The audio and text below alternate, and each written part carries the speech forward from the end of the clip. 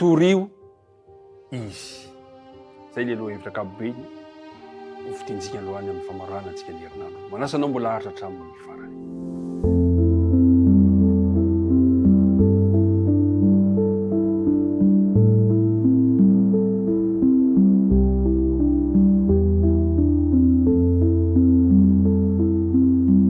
Fa le hatrany mitafa Simeona aminao amin'ny lalan'ity fandaharana ity. Miamitombo hatrany ny mpanaraka. Ary irina mba tsisy hitan-kemotra, tsisy hiverina, fa hitohy hatramin'ny farany. Fa izay maharitra hatramin'ny farany no hovonjena. Tonona mandrakariva aminao ny fiadanan'ny tompo anjaka amponao sy ny ankohonanao. Hivavaka risika ankehitriny. Andriamanitra rainay io, misaotranao izahay fa tianay loatra ianao. Tsy takatry ny sainay ny fitiavanao. Misaotra ny amin'ny famondram-po. Misaotra ny amin'ny famelan-keloka. Misaotra amin'ny fandraisanao anay ho zanakao indray. Ankehitriny ary, raha andinika ny teninao izahay, dia matoky sy mino fa efa vita fihavanana aminao, ary aoka ny fanina masina ary no mampitoeranao temponay andraisanay ny teninao. Tononona sy angatanay ny vavaka noho ny amin'ny anaran'i Jesosy. Amen. Ny andininy natao tadina no anomboantsika ny fiarahana. Isaia 50 ka ny andininy 4 manao hoe: Jehova tompo no miany lelany efa mahay, maizaka manao teny fampahirezana, mampatanjaka izay reraka. Ampandrenesiny isamaraina, eny ampandrenesiny ny sofiko iainy tahaka ny efa mahay. Misaotra anao amin'ny ezaka za mbola somary nandiso indray teo androany. Kanefa matoky fa isika dia samy manao ny ezaka any amin'ny toerana misy antsika tsiraray avy. Indray sabata maraina dia nanjavatra programa betsaka ho ataony pasteur anankiray. Anjarany amin'ny fotoana io ny mampianatra leçon sekoly sabata. Anjarany koa no mitory teny amin'ny fotoana io. Ary sabata ariva aza dia mbola anjarany indray manao fandaharam-potoana mikasika ny amin'ny asa fitoriana. Andeha ny fotoana ary no raisiny malaky ny fiara, ny lakile ny fiara dia lasa izy nandeha. Nandray ny fiara ary rehefa teny andalana dia be olona teny amin'ny arabe satria sabata ny andro. Dia ozy tena ho tara. Tampotampoka teo tokoa, iny fa nisy fiara anankiray nisosoka teo anoloany. Ary tena tezitra be i pastor. Tabataba izy, ny vazavaza tamin'ny fiara teo nisosoka teo anoloany. Tsy erain'ny efa azy. Tonga tany am-piangonana izy. Sangana izy nampianatra lesona. Toy ny tenin'Andriamanitra tamin'ny leçon sekoly sabata. Jery ny mpiara-mianatra rehetra izy dia nahita olona izay tao voavoany endriny. Kanefa totra fantapatana io olona io. Aika tsy iza fa chauffeur ilay lehilahy mpamily nitondra le fiara izay mivazavaza iny teo ka io lehilahy io. Tonga tao am-piangonana, taitra izy. Teo vao tsaroana fa nanao zavatra tsy nety izy. Ary rehefa natao moa ny fifankafantarana dia tsy mambra ny fiangonana ty lehilahy ity fa mba mpamangy. Vao maika taitra ihany le pasteur.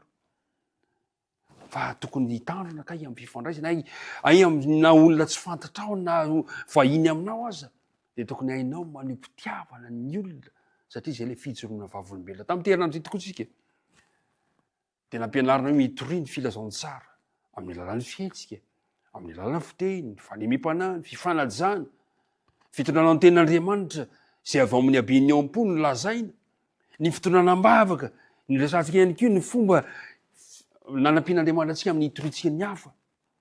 Ary ny tena mahafinaritra ihany koa dia nahafantarantsika fa Andriamanitra mihitsy manao ny ezaka hitoriana ny filazantsara sy haverenana ny olona eo amin'ny indray. Ry mpiara-mitenika namana, misy andalatsoratra izay tiako vakitsika amin'ny androany ity, hoenontsika. Ao amin'ilay boky hoe henonareo ny fanoharana, dia zao nolazain'ilay mpanoratra kristiana manao hoe ny fitiavana no fototry ny toe-mpanaraka an'Andriamanitra. Na inona fanekemponoana dia tsy misy olona manana fitiavana madio an'Andriamanitra raha tsy manana fitiavana tsy mba mpitiavako ny tenany rahalany izy.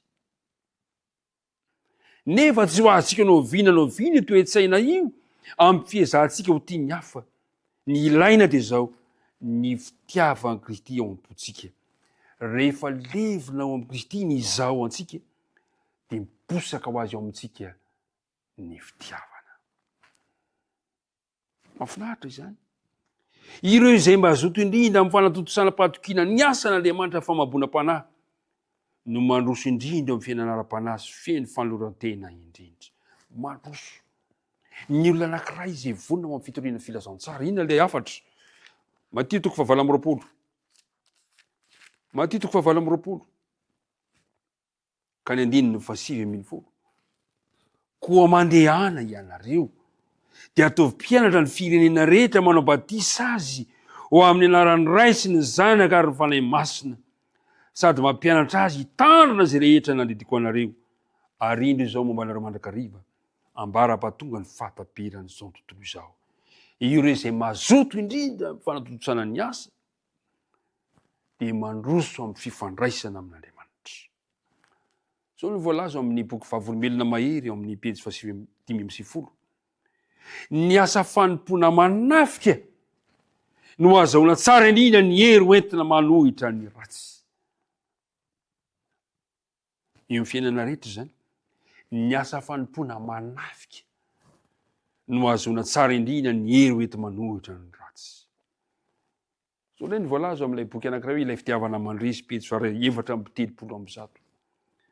Mba azahoana miditra amin'ny fifaliana, dia ny fifaliana mahita fanavoavitra noho ny sorona natao, dia tsy maintsy mandray anjara amin'ny asany isika ho fanavotana azy ireo.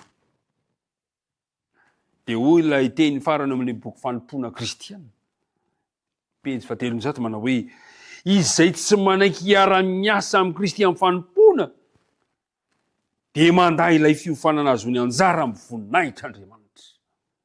Aoka tsy ho enao zany ilay mandà, fa aoka ianao ho fantsona ampiasain'Andriamanitra. Nahoana? Satria zao ny voalaza amin'ny Isaia 40:4. Jehovah Tompo no nanome any lelany ny efa mahay mba haizako manao teny mampatanjaka izay rehetra. Zany hoe tsy misy tokony fialan-tsiny intsony zany, satria Andriamanitra mihitsy no manome ny lelany efa mahay ao am-bavantsika tsirairay avy. Dia zao ny toy, ampandrenesy ny isa-maraina, eny, ampandrenesy ny sofoka hiaino tahaka ny efa mahay. Ombanao any Andriamanitra, ka amin'ny alalanao ilay ho fantsona ampiasain'Andriamanitra, dia ho maro ny olona anatona an'Andriamanitra. Ombanao Andriamanitra, hitahiry ny hafanamponao izy mba haritra hatramin'ny farany. Dia mirahary tontolo andro mahafinaritra antsika rehetra, misaotra anao indray tamin'ny fiarahana nandritra ny herinandro. Raha sitrapon'Andriamanitra dia mihaona indray tsika amin'ny manaraka. Nery hivavaka isika. Andriamanitra rainay, ataonay ahoana no angina ka tsy saotra ny lehibe ny fitiavanao anay, satria mahatsapy izahay fa ataonao avokoa ny fomba rehetra mba hahatonga anay ho mpiara-miasa mahatoky aminao. Indreto ary izahay manaiky miara hiasa aminao, manaiky hanampy anao. Malemy izahay, marevy izay satria olombelona ihany, fa mangataka ny fanampian'ny fanana masina mba hiazona anay ao amin'izany voady fanapa-kevitra raisina izany. Dia mitahiry tontolo andronay androany, mitahiry reto mpiara-midinika rehetrarehetra reto. Ianao mafantatra izay ilainay, ianao no irenay mba hatanteraka izany, araka ny ampianindra fosiny fitiavanao. Tononona iny vavaka amin'ny anaran'i Jesosy. Amen.